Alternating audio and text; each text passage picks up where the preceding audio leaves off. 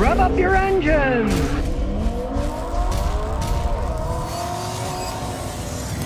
Today I'm going to talk about the worst car modifications that people have done over time. And you might be surprised by some of them, because some of the cosmetic ones that you can do might end you up on the wrong side of the law, while mechanical ones might not be any problems at all legally. And here I'm going to talk about the 9 worst car modifications as far as I'm concerned. Now, not surprisingly, car modifications came about soon after they started making cars, to make them go faster or to make them cheaper to produce. And of course later, the modifications are purely for speed, for the moonshine runners that evolved into NASCAR, and for guys like Bonnie and Clyde, who used them to rob banks with. Of course, the bank robbers wanted speed and agility. The moonshiners wanted speed too, but they needed even more. They needed to be able to stand the harsh terrain where they're going over dirt roads with really heavy loads of moonshine. And of course, today a lot of stuff's done for style, like lowriders. So here's some of the dumbest ones, as far as I'm concerned. And the first one are those scissors doors on regular cars. Now, the first ones were on Alfa Romeos. You can even get them on a lowly Ford. For $1,000 extra, you can get one on a Ford Focus. Do you really want to spend money so you can exit your car in a weird fashion that isn't all that comfortable? It's kind of fitting that the Italians are the first one to really produce them, because it is certainly form over function. Yeah, they look cool, but it's more of a pain getting in and out. Creates problems as they break. They often get water leaks. A dumb thing to do. Now, the next stupid modification are these crazy airfoils that they put on cars. Real air spoilers on a vehicle. The race cars use them for aerodynamics. If you know anything about aerodynamics, if cars are going really fast, they almost turn into a plane and they want to fly. But you take like a Formula One car, it's got so much body contours with wind that theoretically those things could drive upside down. They'd have enough downforce that they could drive on a road that was upside down, and they would push them up and suck them up. At least that's what the engineers tell me. I didn't try it, but I guess somebody should do that, you know? Maybe Top Gear or something. Make a track where it flips like that and goes, and see if they can actually drive it upside down. I'd like to see that. Now here's the spoiler on my 94 Celica. It's not outrageous. The car came with it, but really, it serves no purpose. This thing doesn't go fast enough to need one. It does look better than it without one, though. If you've seen some of the spoilers that people put in the back of their cars, bolt-on, clunky looking things, they're just getting carried away. It turned into show. When I was young, the giant tail fins that they put on cars, and eventually the Cadillacs had these humongous giant tail fins. It's just a silly thing to do when you start putting these giant things on cars, especially that are never going to go on a racetrack.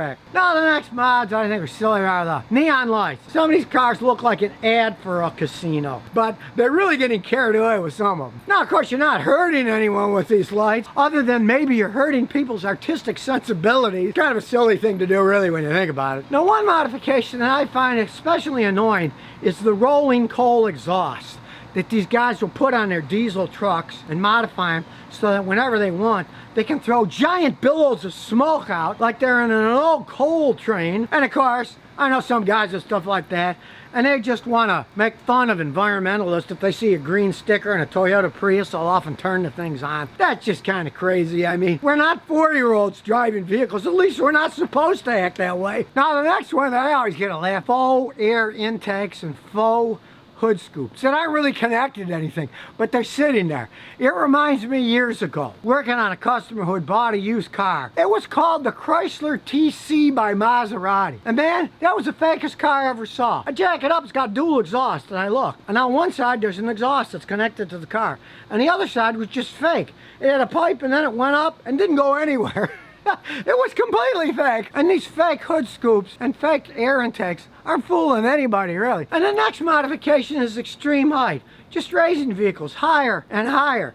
Here in Houston, there's a whole bunch of multi-level parking lots. Some of these things won't even fit in. They're so tall. Take the Hummer H1. I mean, it's a military vehicle. There's no reason to be driving it in the street. It's too wide. It's too tall. And people just keep raising them. And to do a counterpoint to that, extreme lowering of cars. That's stupid too. Now, why are race cars low? Because the lower you are, the better they handle on the ground. And guess what race cars do?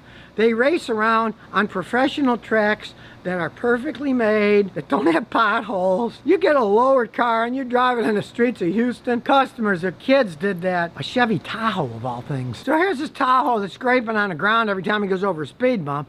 And of course he put those low profile tires. And every time he hits something, wrecked the tire, half the time wrecked the rim. He didn't own the tires or wheels. He went to those places where you rent them. And part of the rental was an insurance payment. So every time he broke one, he'd just drive in and they'd have to give him another one free and a new tire because he had an insurance policy for it. So I guess if you're going to do something dumb like that, at least buy the insurance for it so you can keep getting new ones free without having to pay the full price because you got insurance for it. But really, unless you're racing cars on the track, lowering them, they ride like crap. I got customers, some of those, I'll drive around the block, that's it. It feels like the fillings of my teeth are gonna fall out every time you hit a bump. And the next modification is bizarre wheels. I've seen them all. Some of these, the wheels almost as tall as the car. They're just ridiculous looking things.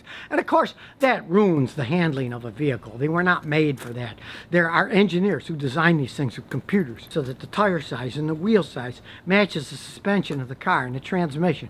You start putting that stuff on, man alive, they ride like crap. But I guess people want to look like they're in a giant Tonka toy driving down the road. And of course my favorite is the guys that have those wheels, and I see them here in Houston, that have extenders on the wheels like they're in a Roman chariot. And they're going to be riding down so the little twirler can eat up the spokes of the car next to him for the little chariot race they're having. The other day I saw one, it was a Cadillac, and it had this big old piece sticking out spinning around. I mean, that's dangerous. If they were driving downtown, they could cut somebody's legs off if they took a corner too fast and there was a pedestrian there. And the last crazy modifications, limo tints and window graphics. I got a real peeve against them myself, because this is Texas. A lot of people carry guns in their glove box. If the police are pulling somebody over and they got this deep tint, they don't know what's going on inside that car. I know it's against the law for a certain percentage here in Texas for sure, but nobody enforces the law. They don't really care about it,